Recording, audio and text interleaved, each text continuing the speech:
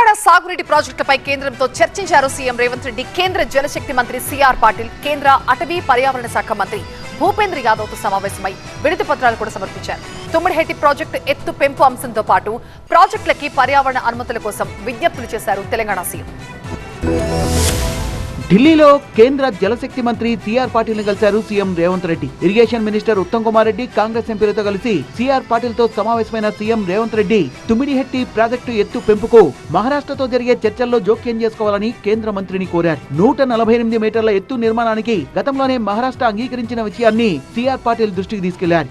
150 మీటర్ల ఎత్తుతో నిర్మాణానికి మహారాష్ట్రను ఒప్పించాలని కేంద్ర జలశక్తి మంత్రికి విజ్ఞప్తి చేసిన సీఎం రేవంత్ తుమ్మిడిహెట్టి ఎత్తును 150 మీటర్లకు పెంచిన ముంపు 1000 హెక్టార్లలోపే ఉంటుందని పాటిల్ కి వివరించారు. తుమ్మిడిహెట్టి నిర్మాణంతో ఎత్తిపోతల ఖర్చు లేకుండా గ్రావిటీతో నీటి సరఫరాకు అవకాశం ఉంటుందని సీఎం రేవంత్ రెడ్డి వివరించారు. సిఆర్ పాటిల్ తో భేటీకి ముందు కేంద్ర అటవీ పర్యావరణ శాఖ మంత్రి భూపేందర్ యాదవ్ ను కలిశారు సీఎం. తెలంగాణలోని పలు ప్రాజెక్టులు, రహదారులకు అవసరమైన శాఖాపరమైన అనుమతులు ఇవ్వాలని విజ్ఞప్తి చేశారు.